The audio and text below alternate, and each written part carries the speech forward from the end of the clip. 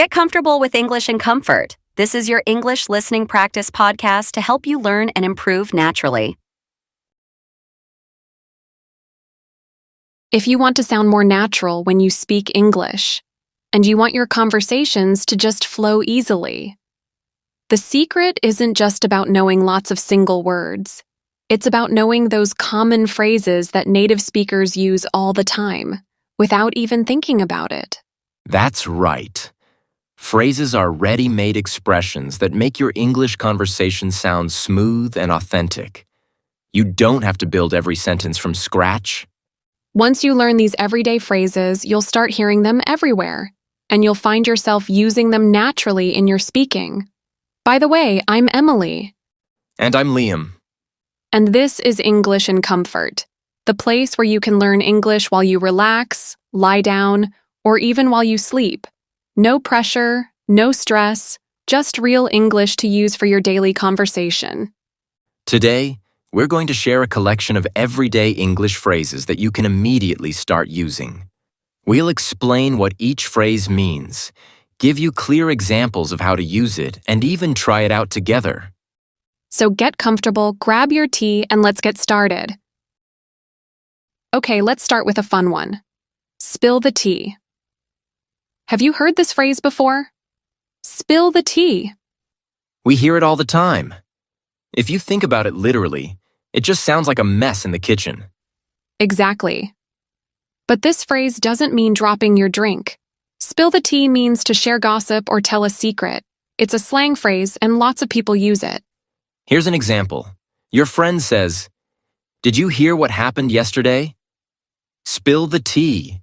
That just means, tell me what happened. Or at work. The manager spilled the tea about the new project. That means the manager shared some secret information. Remember, tea in this phrase means gossip or information. So when someone says spill the tea, they want the story. Next phrase, when pigs fly. Do pigs fly? No, of course, unless it's a cartoon. Exactly. This phrase means something will never happen. It's a fun way to say, that's impossible. For example, I might say, Liam will wake up at 5 a.m. every day. When pigs fly, it's not going to happen. Or in a movie, someone might say, he'll admit he was wrong when pigs fly. You can use this when you're sure something won't happen. It's a funny way to say no chance. Liam, are you finally going to stop ordering pizza every day? When pigs fly. See, he's not giving up pizza. All right, next phrase, get it over with. This means doing something you don't want to do, but you do it anyway, just to finish it. Like going to the dentist.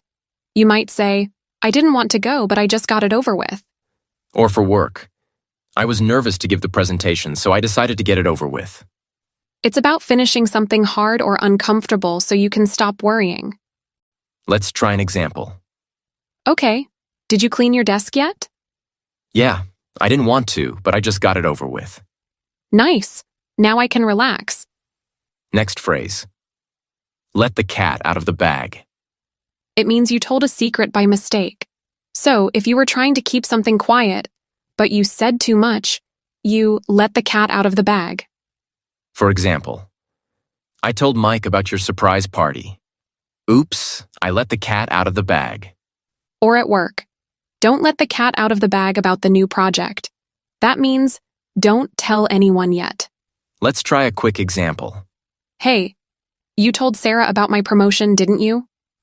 I didn't mean to. I just let the cat out of the bag. Next phrase. Pull an all-nighter.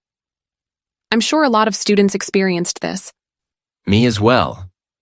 Pull an all-nighter means you stayed up all night, usually working, studying, or getting something done. Like, I pulled an all-nighter to finish my assignment. Or, he pulled an all-nighter before the big exam. It's not healthy, but sometimes we do it anyway. Let's try it. Liam, why do you look so sleepy? I pulled an all-nighter editing the video. Well then, next time, start earlier. Emily, do you see an elephant in here? Not a real one, Liam. but sometimes there's an elephant in the room. Elephant in the room means there's a big problem or uncomfortable topic that everyone knows about, but no one wants to talk about. Like at a family dinner, your cousin just lost his job, but everyone acts normal. That awkward silence? That's the elephant in the room. Or at work. The team is upset about the changes. It's the elephant in the room. You can use this when something important is being ignored. Let's try it. So, are we really not going to talk about the client canceling? Yeah, that's the elephant in the room. Next phrase. On the same page. If we're on the same page, it means we agree or we understand something the same way. Like, before we start the project, let's make sure we're on the same page. Or, I explained the rules again to make sure we were on the same page. Let's try it. Hey, are we meeting at 3 or 4? Just checking so we're on the same page. Let's meet at 3. All right, next phrase. Get cold feet. Get cold feet. It sounds funny, but it means feeling nervous at the last minute, especially before doing something big. Like before a speech or an interview or even a trip, you might say, I was excited at first, but I got cold feet right before going on stage. Or, he planned to move abroad, but he got cold feet and canceled everything. It's not about being afraid of everything, just that moment when you suddenly feel unsure. Use this phrase when nerves take over, even if you were confident before. Next phrase, in hot water. In hot water means being in trouble, usually because of something you did. Like if you forget your homework, your teacher might say, you're in hot water this time. Or, he's in hot water with his boss for missing the meeting. So it's about being in a difficult situation. Use it when someone's facing consequences for their actions. Next phrase, out of the loop. Out of the loop. Like if your friends made weekend plans and forgot to tell you, you could say, I feel out of the loop. It's a casual way to say you've missed information or weren't included. Or at work. I didn't get that email. Am I out of the loop again? Use this phrase when you're feeling left out. Not in a dramatic way, just honest. Liam, how was your weekend? Did you get a chance to just chew the fat with anyone? I did. And just to be clear, nobody's eating fat here. This phrase means having a long, casual chat, like when friends sit and talk about anything and everything. For example, we stayed up late chewing the fat about childhood memories and random stuff. Or, after the meeting, we chewed the fat about weekend plans. Just small talk, nothing serious. Great for describing those slow, easy conversations with people you're comfortable with. Next phrase, wolf in sheep's clothing. I really love this phrase. A wolf in sheep's clothing is someone who pretends to be kind or safe, but really isn't. It's from an old story about a wolf hiding in a sheep's skin to trick others. Like a coworker who acts nice but then blames you for mistakes. That's a wolf in sheep's clothing. Or, that message looked real, but it was a wolf in sheep's clothing. It was a scam. This phrase helps you describe situations where someone hides their true intentions. Next phrase, burning bridges. Burning bridges means ending a relationship or opportunity in a way that you can't fix later.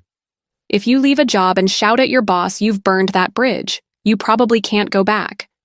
Or, she burned bridges with her friend by sharing private messages.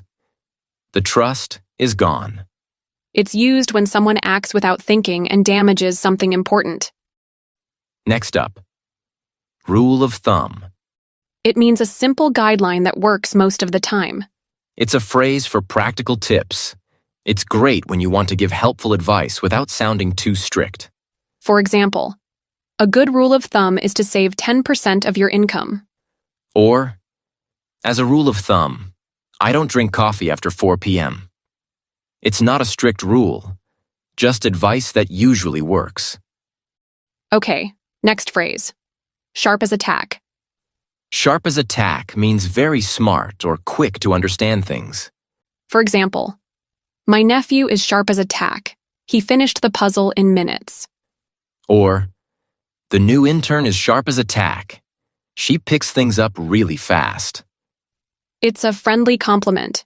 You can use it when someone is clever, quick, or just really good at thinking on their feet. Emily, what's your plan for the weekend?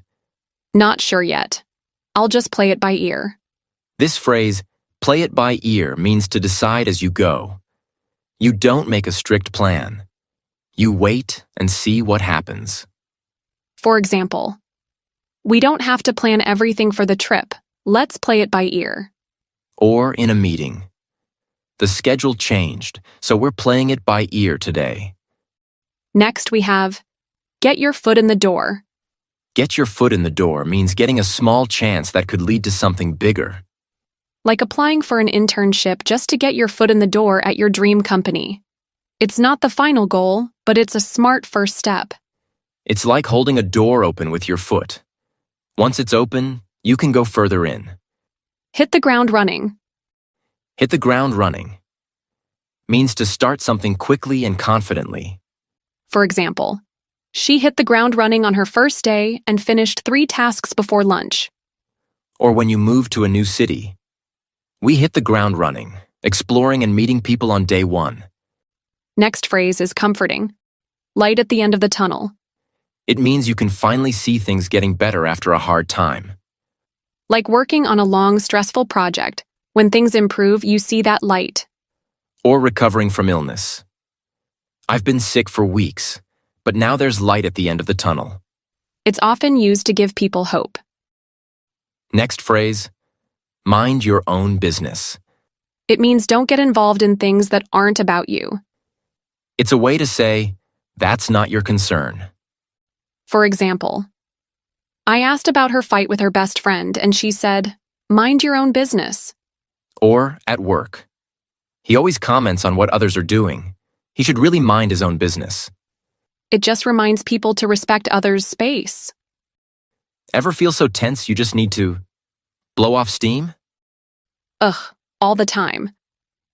Blow off steam means letting out built-up stress or frustration, usually in a healthy way.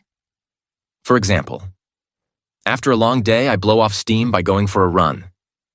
Or, I need to blow off steam. Want to grab coffee and vent a little? It's about not letting stress pile up. Next phrase. Rome wasn't built in a day. This phrase is a really good reminder. Yeah, it means big goals take time and effort. Progress isn't instant. Like with English.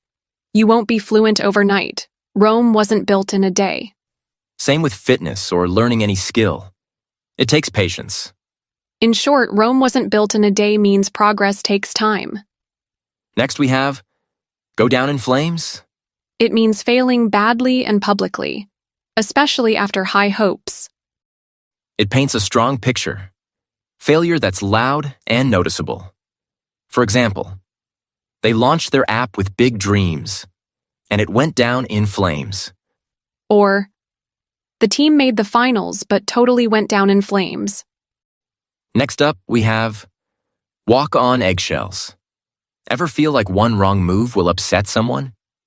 That's walking on eggshells. It means being extra careful not to make things worse, especially around someone moody or sensitive. Example. Since the argument, I've been walking on eggshells around him. Or, everyone's walking on eggshells at work after the new manager started. It's about being extra careful to avoid upsetting someone. Can you believe we've already made it to phrase 25? Time flies when you're having fun. Right. Time flies when you're having fun. This means fun moments always feel short. For example, we talked for hours. It felt like minutes. Or during a trip, the vacation ended too soon. Time really flew. Go with the flow. Ah, yes, go with the flow. I love this one because it's all about being flexible and easygoing. Exactly. It means to relax and adapt to whatever happens, instead of trying to control everything or resist changes. It's about being flexible and accepting things as they come. So, if our plans change unexpectedly, instead of getting stressed, you just go with the flow and make the best of the new situation. Perfect example. If your friends suggest a different activity, you could just say, Oh, I don't really mind. I'll just go with the flow. It shows you're easygoing.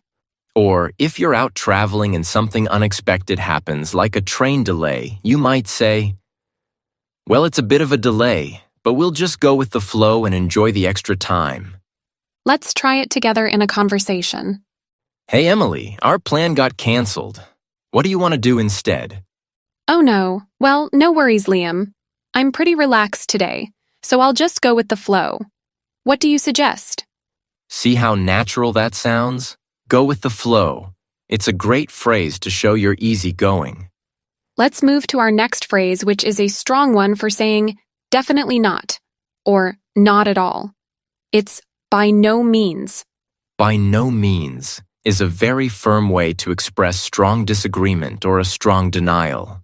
It's much stronger than just no. That's right. You use it when you want to make it very clear that something is not true, or not possible under any circumstances. So if someone asks, are you finished with that difficult project? You could firmly say, by no means, I still have hours of work left. Or if someone suggests you're upset about something, you could reply, by no means. I'm actually feeling very positive about it. Let's practice. Liam, did you manage to get any sleep last night with all that noise? By no means, Emily. It was impossible to sleep. So remember, by no means means definitely not or absolutely not. Next phrase, out of the blue. Out of the blue. This phrase perfectly describes something that happens unexpectedly or suddenly, without any warning. It's like something just appears without any prior indication. So, it's about a surprise event or a sudden occurrence. Precisely. It means something happened without any previous signs or hints. It's like a sudden surprise that comes from nowhere. So, for example, if your old friend from high school calls you after many years, you could say, he called me completely out of the blue. Or, the company announced big changes to our project out of the blue. Nobody was expecting it. Let's try it in a conversation. You won't believe what happened. I received a job offer from my dream company today. Wow, that's amazing. That came totally out of the blue. Congratulations. So, out of the blue means suddenly and unexpectedly. Okay, next phrase is on second thought. On second thought is a phrase we use when we've changed our mind about something we just said or considered. It indicates a slight shift in our decision or opinion. It's like saying, wait a minute, I've had another idea, or actually, maybe not. Exactly. It introduces a revised thought or a new perspective after the initial one. For example, you might first say, I'll have a coffee. And then on second thought, you might add, actually, I think I'll have tea instead. Let's try a quick practice. Okay, Liam, are you going to the birthday party? Yeah, I think so. On second thought, maybe I should stay home and get some rest. See how Liam first agreed but then changed his mind? On second thought signals that change. Next phrase is the bottom line. The bottom line refers to the most important or essential point in a discussion, situation, or explanation. It's the main takeaway or the crucial factor. So, it's like getting to the heart of the matter. It cuts through all the extra details and focuses on what's most important. For instance, if you're discussing the costs of a project, you might say, after all the calculations, the bottom line is that we've gone over budget. It's the key piece of information you need to understand. Let's try it. We've talked about all the different options and possibilities, but what's the most important thing to remember? The bottom line is that we need to make a decision by tomorrow morning. In other words, the bottom line means get straight to the point. Next up, we have lost for words. Lost for words. This is a phrase we use when we are so surprised, shocked, or overwhelmed by something that we can't think of anything to say. It's like being speechless. Exactly. It implies a temporary inability to speak because your emotions or the situation has left you without anything to say. For example, when she won the award, she was completely lost for words. This means that she was so overwhelmed with emotion that she couldn't speak. Or, when I saw the damage to my car, I was lost for words. In this case, it's a feeling of shock. Let's try it out. Liam, I have some amazing news. You got the job. Wow, I don't know what to say. I'm lost for words. See how Liam couldn't immediately respond because he was so surprised and happy? Lost for words perfectly captures that feeling. All right, next phrase is take a leap of faith. Take a leap of faith. This phrase means to do something important or difficult even if you're not sure about the outcome, because you believe it will be good or right. It's like making a big decision or taking a big step when you don't have all the answers. It often involves taking a risk, but it's a risk you feel is necessary or important. It's about having courage and trusting the process. For example, if someone is thinking about starting a new business but is worried about the future, you might tell them, sometimes you just have to take a leap of faith and believe in your idea. Perfect example. Or, she decided to quit her old job and move to a new city without a job waiting for her. It was a real leap of faith. Let's try this. I'm thinking about going back to university, but I'm worried about the cost and the time it will take. I understand, but sometimes you just have to take a leap of faith and trust that it will work out for your future. See how it encourages someone to be brave and commit even when things are uncertain? Next phrase is a very relatable one. On the tip of my tongue. On the tip of my tongue. It perfectly describes that feeling when you know something, like a word or a name, but you just can't remember it at that exact moment. That's exactly it. It means you're almost able to recall it, but it's just out of reach, right there, almost ready to be said. It's so frustrating when that happens. You feel like you know it, but it just won't come out. For example, I know his name. It's right on the tip of my tongue, but I just can't remember it. Or, I'm trying to remember that movie I watched last week. The title is on the tip of my tongue, but I can't quite get it. Let's use it in a conversation. Liam, what was that restaurant called, the one with the great pizza? Oh, I know it. It's right in the tip of my tongue. Next up, go figure. Go figure is a casual phrase we use when we're talking about something that is surprising, puzzling, or ironic. It's like saying, isn't that strange? Or, can you believe that? So, it's often used when something happens that doesn't quite make sense, or it's just unexpected. Exactly. It expresses mild surprise or sometimes a bit of resignation to something odd. You use it when something seems illogical or hard to explain. For instance, I studied all night for the exam, but I still got a low score. My friend didn't study at all and got an A. Go figure. That's a classic example. It's used when something seems unfair or just plain weird. Let's try it out. Liam, the new park opened and it's already full of people, even though it's raining. Really? It's raining and everyone's still there? Go figure. Next, we have clear the air. This phrase means to resolve a disagreement or misunderstanding with someone by talking about it openly and honestly. It's about getting rid of bad feelings or tension in a relationship. It's like when there's a cloudy atmosphere between people and you want to make it sunny again. That's a perfect image, Liam. You use it when there's some tension or an unresolved issue that needs to be discussed so everyone can feel better. For example, Sarah and Jessica had a disagreement, but they decided to meet up and clear the air so they could be friends again. Or, there was a lot of gossip at work, so the manager called a meeting to clear the air and address everyone's concerns. Let's try it. Liam, I feel like there's been some misunderstanding between you and your friend lately. I feel it too. Maybe we should sit down later and clear the air. Next phrase is, what's the catch? What's the catch? This is a phrase you use when something seems too good to be true, and you suspect there might be a hidden problem, condition, or trick. Yes, it implies suspicion or caution. When an offer sounds incredibly easy or beneficial, you automatically wonder if there's a hidden disadvantage.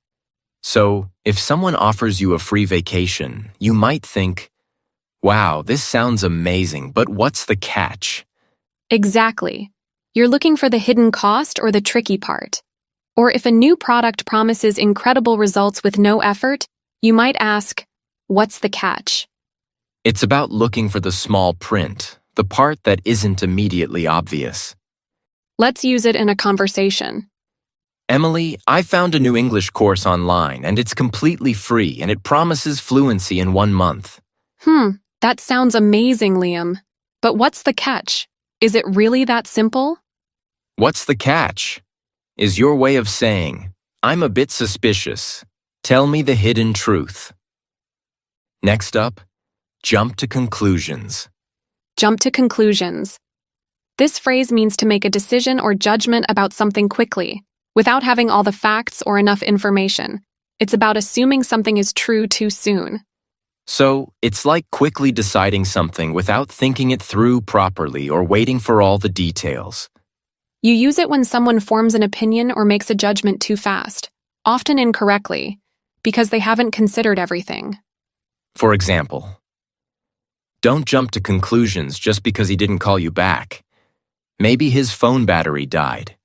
Or, she saw them talking and immediately jumped to conclusions that they were planning something against her, when they were just discussing work.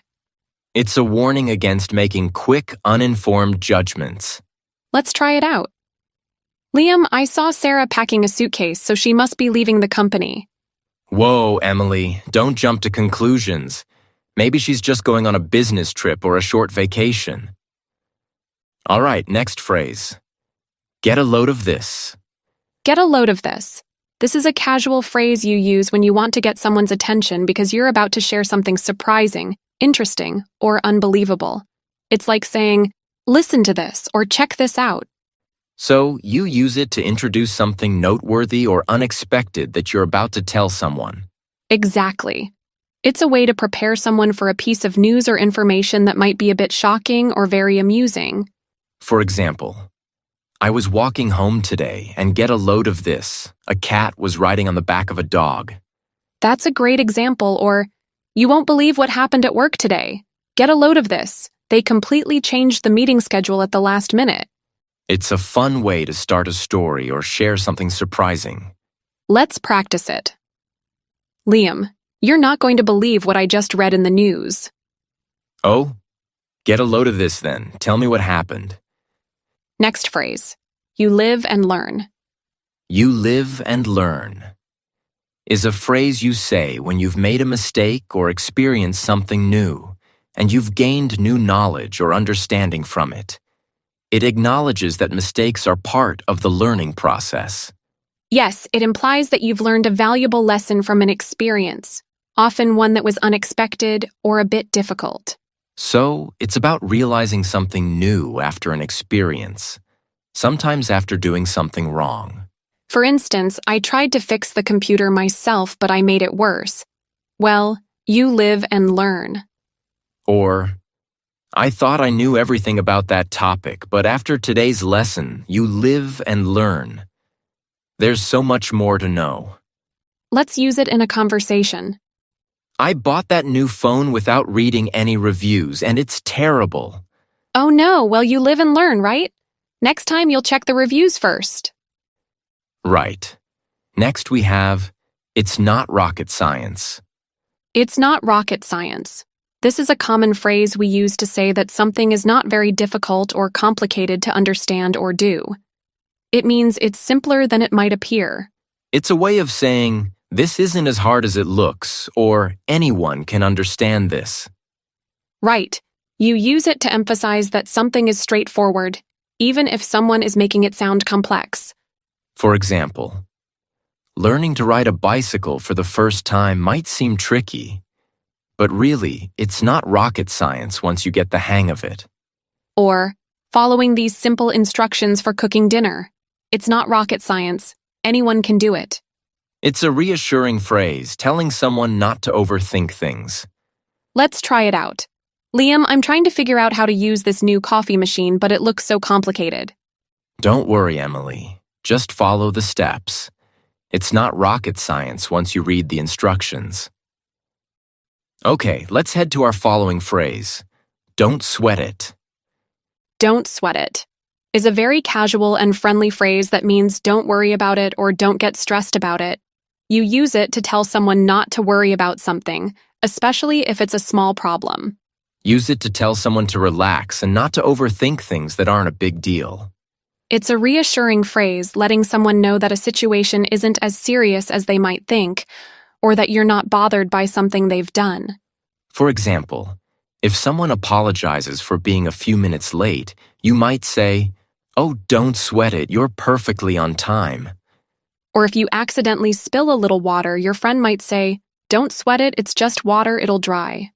It's a great phrase for everyday reassurance. Let's try it. Liam, I'm so sorry, I completely forgot to bring the book you asked for. Ah, don't sweat it, Emily.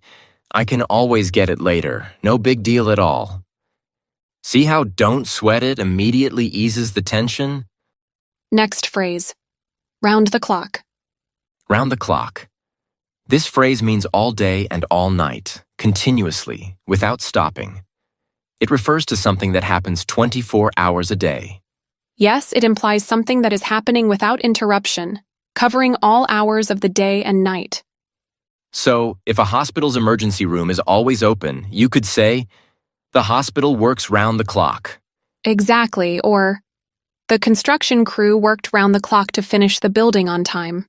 It emphasizes continuous activity. Let's use it in a conversation.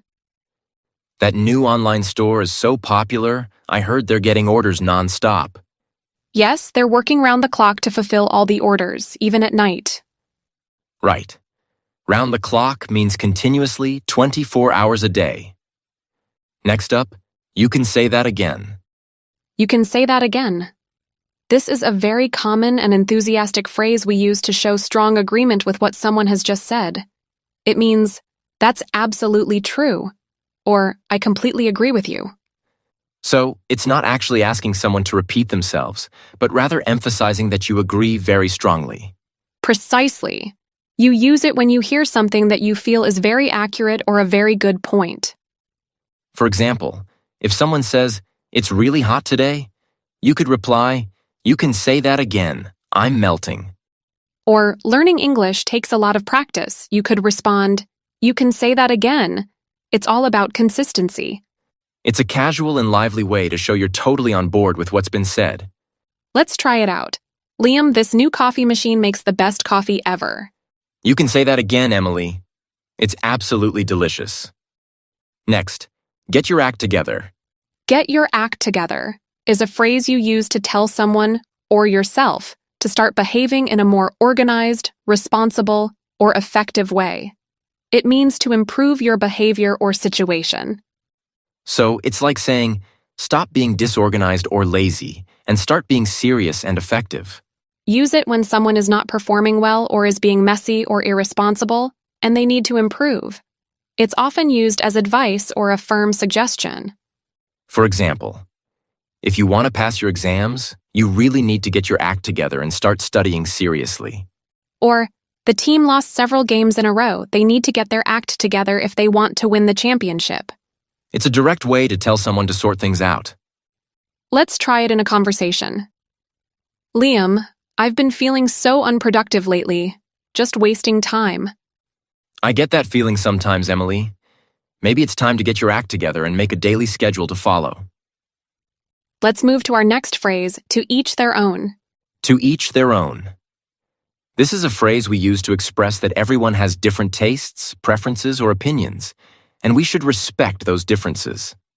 Yes, it implies that what one person likes or chooses might not be what another person likes or chooses, and that's perfectly fine. It's a way of accepting individual preferences without judgment. So, if someone tells you they love a kind of food you really don't like, you could just say, well, to each their own.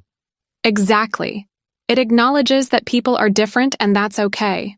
Or, I can't believe he chose that car color. But hey, to each their own. It's a simple way to show tolerance and understanding of individual choices. Let's use it in a conversation. I don't understand why people enjoy exercising so much. It's just so tiring. Well, to each their own, Liam. Some people really love it. Right. To each their own means everyone has different preferences, and we should respect that. Next up, it's a tough call. It's a tough call.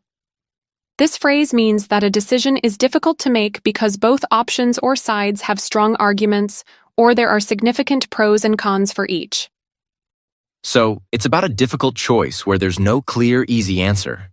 Precisely, you use it when you're faced with a problem and it's hard to decide which path to take. For example, both candidates for the job are excellent. It's a really tough call to decide who to hire. Or, should I go to the party or stay home and study? It's a tough call because I want to do both. It expresses that you're in a tricky situation and the decision isn't obvious. Let's try it out. Liam, should I buy the more expensive phone with all the new features, or the cheaper one that does the basic things? That's a tough call, Emily. Both have their benefits. Next phrase is see eye to eye. See eye to eye means to agree with someone or have the same opinion about something. If two people see eye to eye, they share the same views and understanding. It's about being in agreement or having a shared perspective. Use it when you and another person have similar thoughts or opinions on a topic. For example, my brother and I rarely see eye to eye on politics. This means they usually disagree all the time. Or, luckily the whole team sees eye to eye on the new project direction, so we can start working. It's a clear way to express whether there's agreement or disagreement. Let's try it. Liam, do you think we should try that new cafe down the street? Yes, we definitely see eye to eye on that. I've been wanting to try it all week. Next phrase, the pros and cons. The pros and cons is a very common phrase we use when we are talking about the advantages and disadvantages of something. Pros are the good points, and cons are the bad points. Yes, you use this phrase when you are analyzing a situation, a decision, or an idea, and you want to consider all the positive and negative aspects.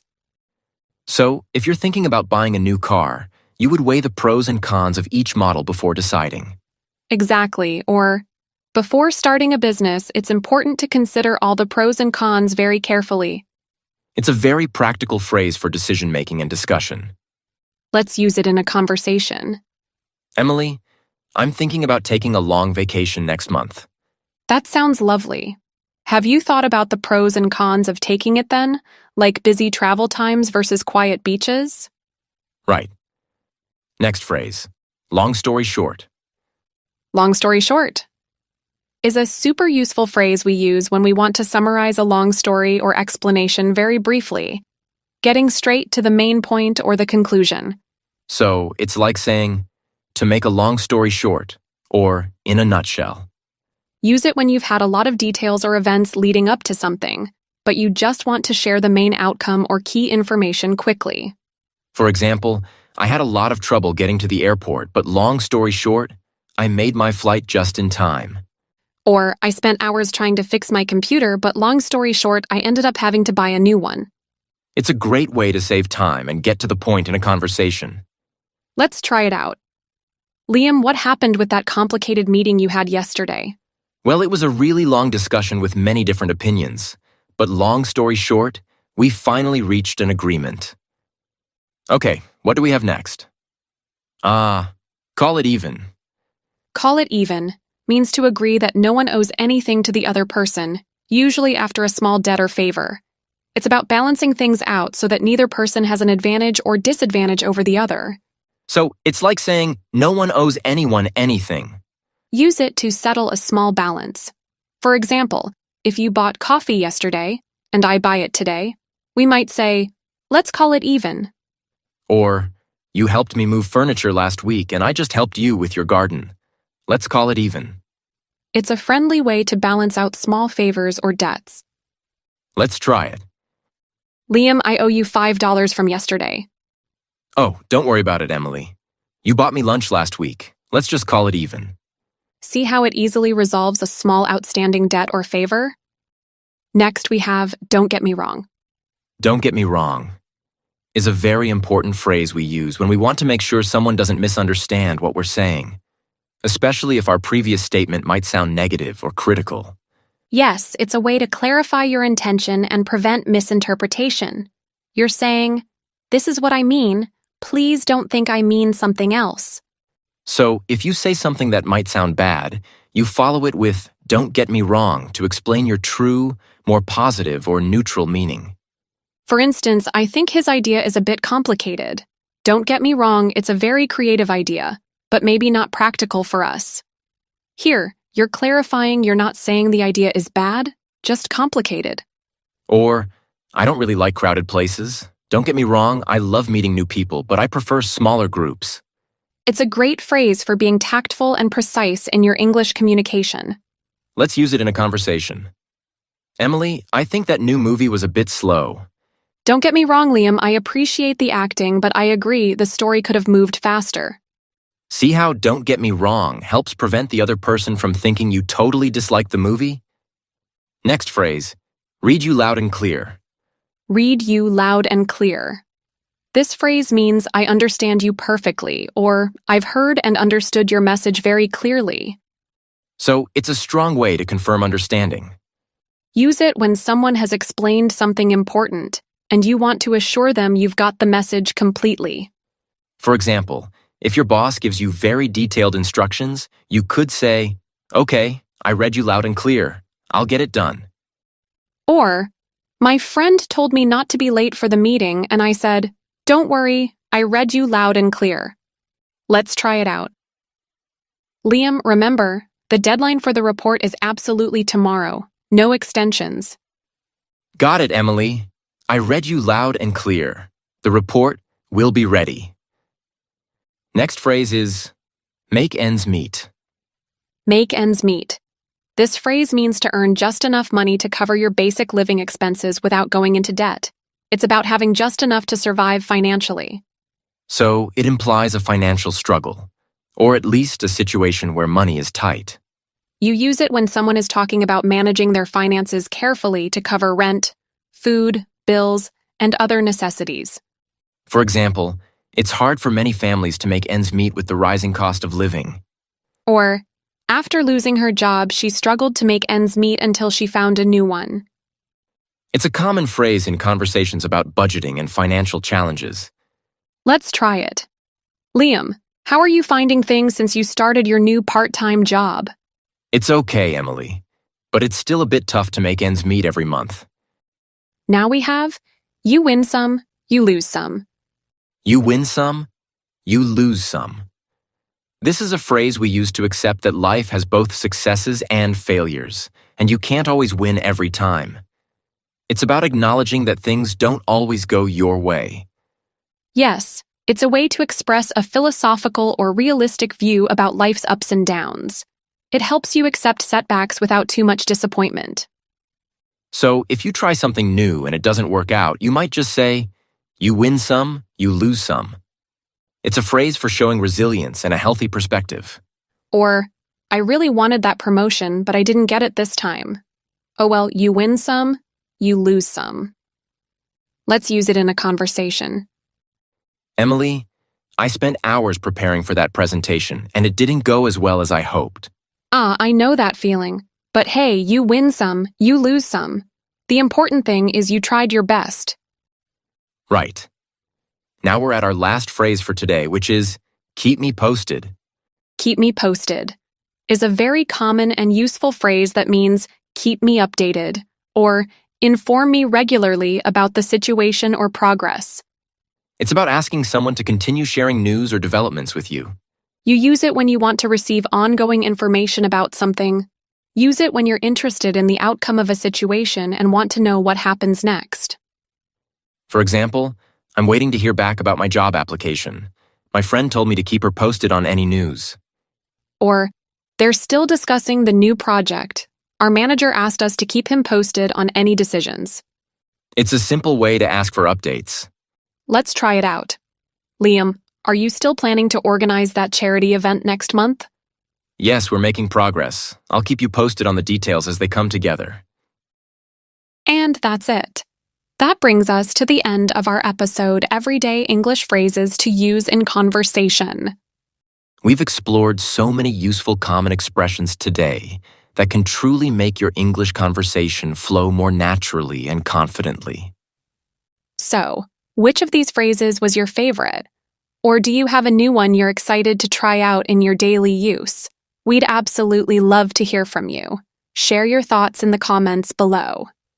For more practical English listening practice, new everyday English phrases, and exciting ways to boost your English communication skills, make sure you subscribe to English in Comfort wherever you listen to podcasts.